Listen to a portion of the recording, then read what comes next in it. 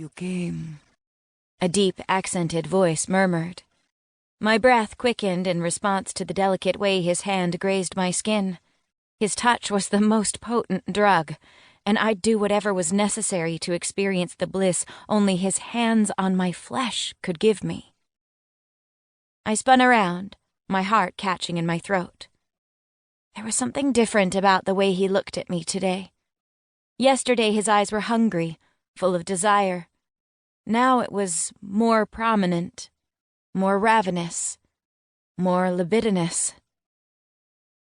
His gaze locked with mine. He grabbed my hand and, just as he did last night, raised it to his lips, feathering a soft kiss against my knuckles. But today, the kiss was more sensual, more arousing, more greedy. I hope to, I murmured. Straightening, he smirked. You have quite the witty mouth, Eleanor. He pressed his hand against my lower back. I'm looking forward to seeing what else that mouth is capable of. He buried his head in the crook of my neck, making my skin flame. As I lay in bed last night, sleep hard to come by, I'd replayed the way his lips felt pressed against mine, the way his body moved so perfectly with mine, the way he didn't seem to have a problem touching me in public. Dante seemed too good to be true, as if he was all my fantasies come to life.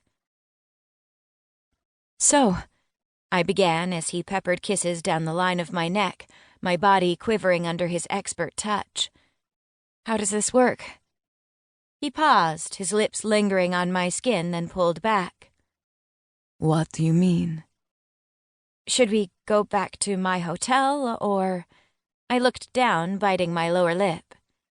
This may come as a complete surprise, I continued through a nervous laugh. This is the first time I've propositioned a stranger to have sex with me, then never see him again. I'm not sure of the rules here.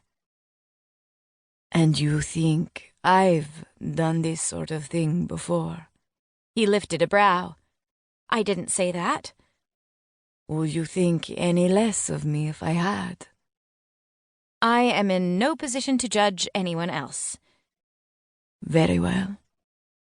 He grabbed my hand, escorting me through the piazza. We have a few things to discuss.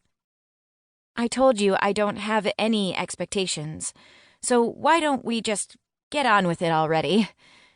I worried I might lose my courage to follow through if we didn't find a bedroom, and soon.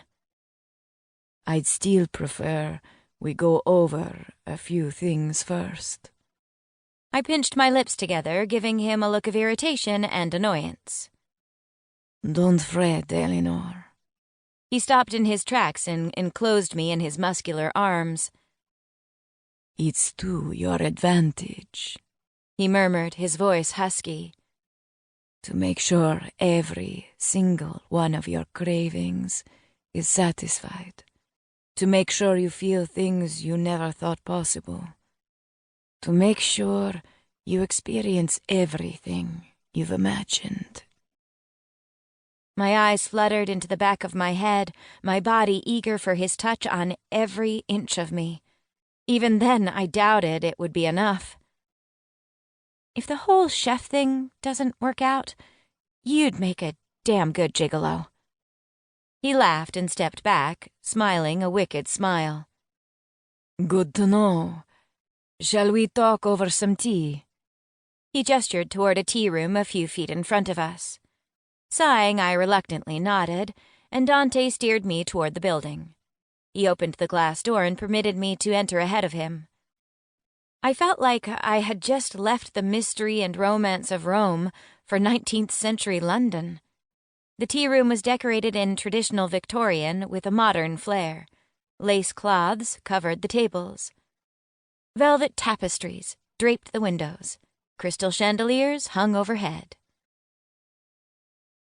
Signor Luciano, one of the staff members said, rushing over to greet him, rattling off something in Italian.